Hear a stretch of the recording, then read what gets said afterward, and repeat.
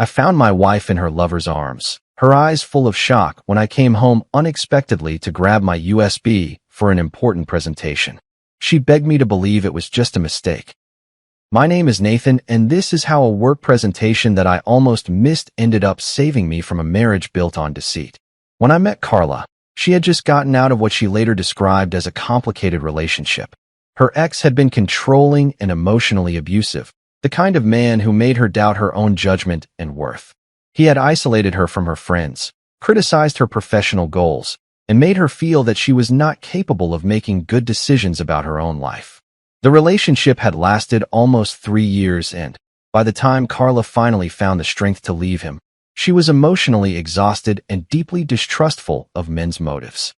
She had temporarily moved back in with her parents while she rebuilt her graphic design business. She was trying to rebuild her confidence. When we started talking, I could tell that Carla's mind was completely closed to the idea of getting involved with someone new.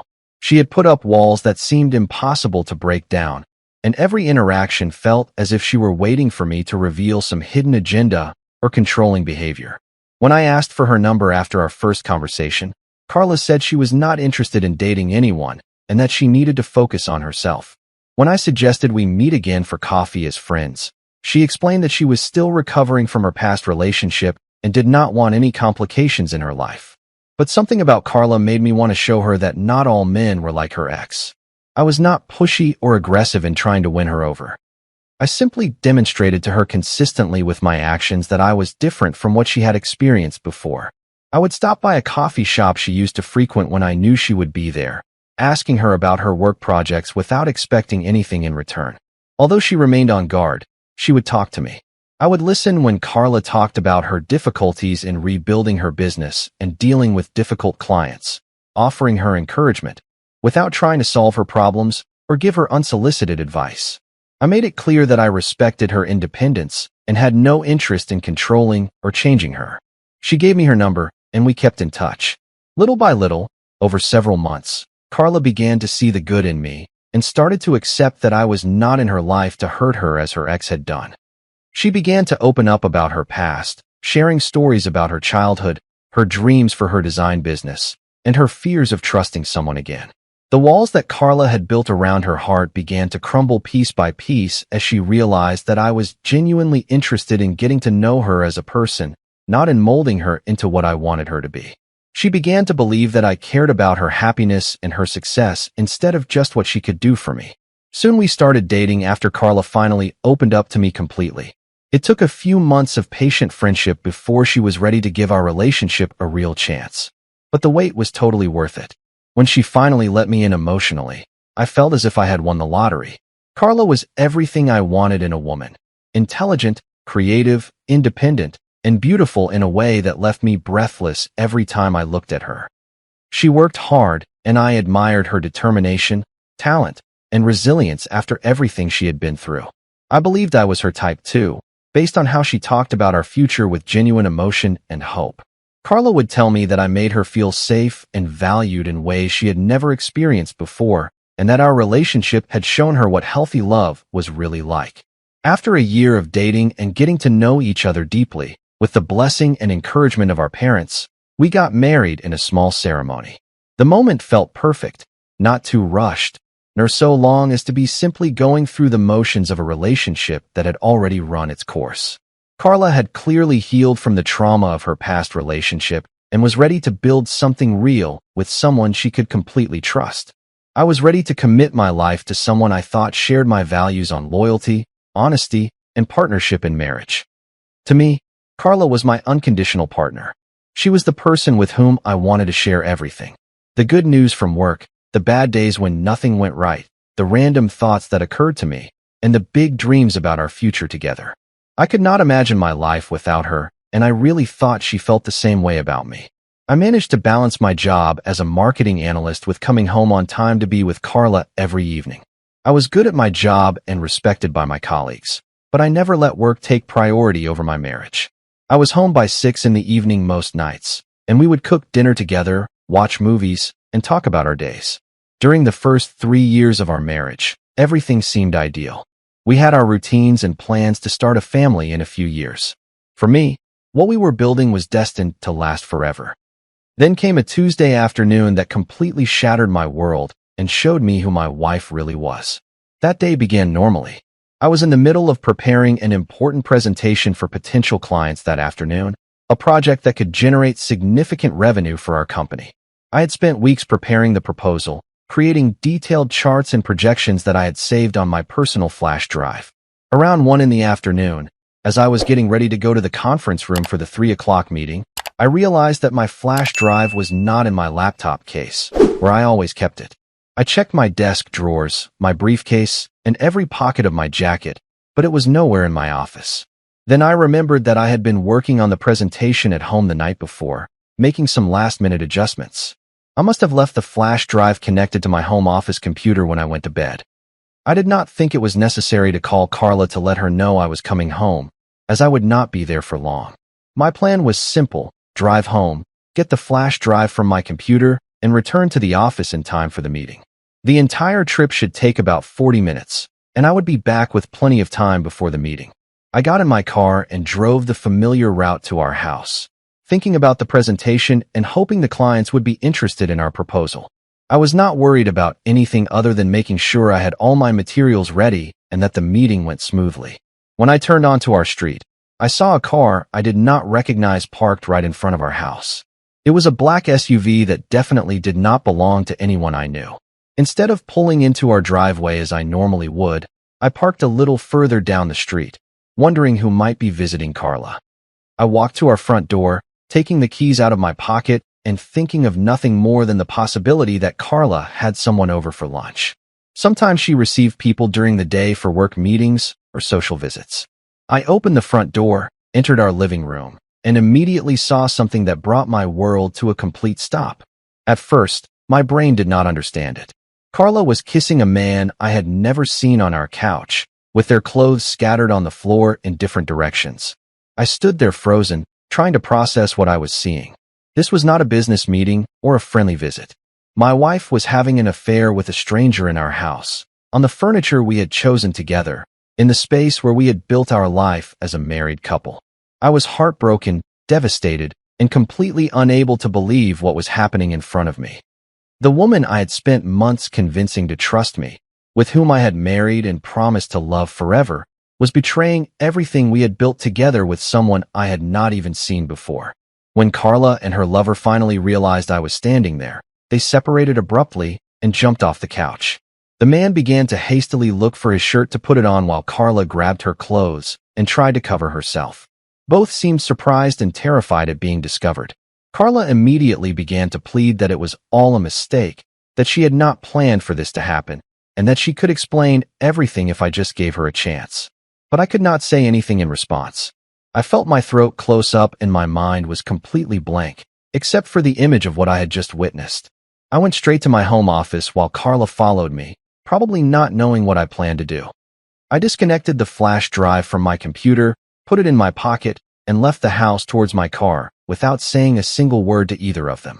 For the rest of that day at the office, I was not myself at all. I felt as if I were moving through a thick fog, trying to function normally, while my mind kept replaying the scene I had encountered. Every time I closed my eyes, I could see Carla kissing that stranger on our couch.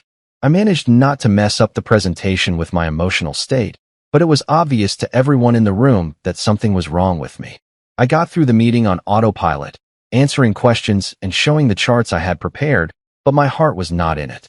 My boss was in the meeting and kept giving me worried glances throughout the presentation. I was afraid he would confront me later about my performance or ask me what was distracting me, but he said nothing when the clients left the conference room. When it was time to leave, which I normally did around 6 in the evening so I could get home to Carla, I could not find the strength to leave the office. Instead of packing my things and heading home, I continued working on tasks that I would normally leave for the next day. I was checking emails, organizing files, and working on projects that were not urgent. Anything to avoid having to go home and face Carla and whatever conversation awaited me there. Although I could not concentrate on anything properly, I forced myself to stay busy. I did not realize how late it had gotten until my boss passed by my desk as he was leaving. Most of the office was already empty, and I was still sitting there staring at my computer screen, going over the same task again and again without accomplishing anything significant. He looked at me with genuine concern and said, "Nathan, come with me." He did not ask me if I wanted to leave or if I had plans. He just told me to pack my things and follow him. I turned off my computer, grabbed my jacket, and went out with him to the parking lot. We got into our separate cars, and he took me to a quiet bar about 10 minutes from our office. It was the kind of place where you could have a real conversation without being interrupted by loud music or crowds of people. We found a table in a back corner and ordered drinks. My boss looked at me from across the table and asked me directly what was wrong with me, because he noticed that my behavior had completely changed from how it was in the morning, something totally different in the afternoon. He said it was obvious that something significant had happened and that he wanted to know if there was anything he could do to help. I completely broke down and told him everything. How I had gone home from my flash drive and had found my wife Carla with another man. How they had been kissing on our couch with their clothes scattered around, and how she had pleaded that it was all a mistake when I discovered them. I explained how much I loved Carla and how I had taken care of her throughout our relationship, how I had spent months convincing her to trust me after her abusive ex, and how I thought we had something real and permanent. The betrayal felt as if it were destroying everything I believed about our marriage and my judgment of people. My boss listened to everything I said without interrupting me or trying to offer quick solutions. He just let me vent all my pain and confusion while he sat there patiently, nodding from time to time to show that he was following what I was telling him. When I finished explaining the whole situation and had gotten all my emotions out, he asked me what I planned to do next. Did I want to try to fix things with Carla? Was I thinking about divorce? Had I decided anything about how to handle this situation? I was surprised by how direct the question was. I told him honestly that I did not know what to do. I felt completely lost and could not think clearly about anything beyond the image of finding my wife with another man. I had not been able to process the situation enough to make decisions about my marriage or my future.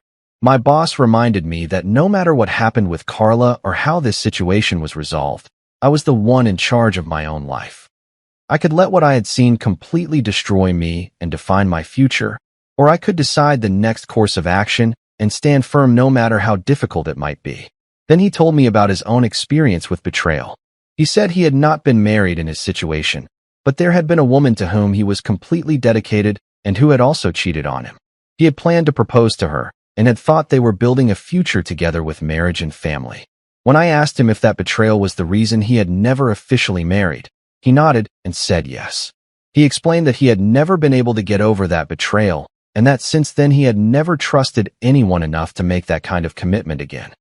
However, my boss told me that he was not asking me to be like him or to make the same decisions he had made, but he wanted me to understand that the power to move on with my life or get stuck in this painful place was completely in my hands. I could choose to let this define me, or I could choose to take control and decide what came next. We stayed there for another hour, having a few drinks and talking about life, relationships, and the difficulty of trusting people when they have shown you they are capable of betraying that trust. He shared more about his own experience and how it had shaped his approach to relationships over the years. When we finally ended the night and went to our separate cars, I felt grateful to have a boss who cared enough about me as a person to spend his evening helping me process one of the worst days of my life. His perspective and his advice had given me some clarity on my situation. When I got home that night, Carla was waiting for me in the living room with a prepared speech about how the affair had been a mistake, how it had been an unplanned situation that got out of hand, and how she wanted to work on our marriage and rebuild my trust. She explained that the man I had caught her with was a personal trainer from her gym who had been helping her with her fitness goals. According to Carla, they developed a friendship that had gradually become inappropriate, and that afternoon was the first time anything physical had happened between them. Carla insisted that she loved me and did not want to lose our marriage over what she called a moment of weakness and poor judgment. She said she was willing to do whatever it took to repair the damage and prove that she was committed to being faithful in the future. But I had absolutely nothing to say to her in response. I could not find any words that seemed appropriate for the situation, and I did not trust myself to speak without saying things that would make the situation even worse. From that night on, and for the following days, I completely ignored Carla while I contacted a divorce lawyer and started the legal process. I did not respond to her attempts at conversation. I did not acknowledge her apologies or explanations, and I did not participate in her efforts to discuss our future. I slept in the guest room. I left for work early, came home late, and generally acted as if Carla no longer existed in my life. Because to be honest, she no longer did. I needed time to process what had happened and make decisions about my marriage without being influenced by her emotional pleas or promises of change. The divorce case finally went to court, and we were legally divorced within a few months. The process was relatively simple, as we had no children together and had not accumulated many significant assets during our short marriage. Carla did not contest the divorce or try to drag out the proceedings. Throughout the entire legal process, I felt that there was absolutely no way I could forgive Carla for having an intimate relationship with another man in our house, on our furniture, in the space where we had built our life together. The betrayal felt too fundamental and too disrespectful to overcome. The image of seeing Carla with another man on our couch constantly haunted me until the divorce was completed and I could start to move on with my life. I could not stop thinking about how long the affair had lasted, how many times they had been together in our house, and how naive I had been about what was happening. Looking back now, I still believe in love and in the possibility of finding someone trustworthy with whom to build a life. But I will never again be with a woman who cheats on me in my own house and then claims it was just a mistake that meant nothing. My boss's advice that night at the bar probably saved me from making the mistake of trying to reconcile with someone who had shown me exactly who she was when she thought I would not find out. Some betrayals are too fundamental to forgive, and some people show you with their actions that they are not worthy of your trust. I am grateful for that forgotten flash drive, as strange as it sounds. If I had not needed to go home that afternoon, I could have continued living in a marriage based on lies for months or years more. Sometimes the worst day of your life is also the day that saves you from wasting more time with the wrong person. The whole experience taught me that actions reveal character in a way that words never can. Carla could apologize and make promises to change, but what she did that afternoon showed me who she really was when she thought no one was watching. That is the person I would have been married to, not the person she pretended to be when I was around. Today I am rebuilding my life with a much clearer understanding of what I will and will not accept in a relationship. I am not bitter or closed off to love, but I am definitely more careful about trusting people and more aware of the red flags that I might have ignored before. My boss and I still work together, and from time to time we have a drink after work and talk about life. He has become more than just my boss. He is a mentor and a friend who helped me get through one of the most difficult periods of my life. I will always be grateful for his wisdom and support during those dark days. The lesson I learned is simple. When someone shows you who they really are, believe them the first time. Carla showed me that she was capable of betraying the person who loved her most in the place that was supposed to be sacred to our marriage. That told me everything I needed to know about our future together. Sometimes the best thing that can happen to you is to discover the truth about someone before you waste more years building a life with that person. My marriage to Carla was short, but it taught me valuable lessons about trust, respect, and the importance of choosing partners who share your values on loyalty and commitment. I am in a better place now than during those confusing months when I was trying to make sense of Carla's betrayal. Time and distance have given me perspective on the situation and the confidence that I made the right decision by ending things quickly instead of trying to rebuild a trust that had been fundamentally broken. The flash drive incident changed my life in ways I could have never predicted, but ultimately it led me away from a marriage built on deceit and guided me towards a future where I can find someone who truly deserves the love and commitment I have to offer.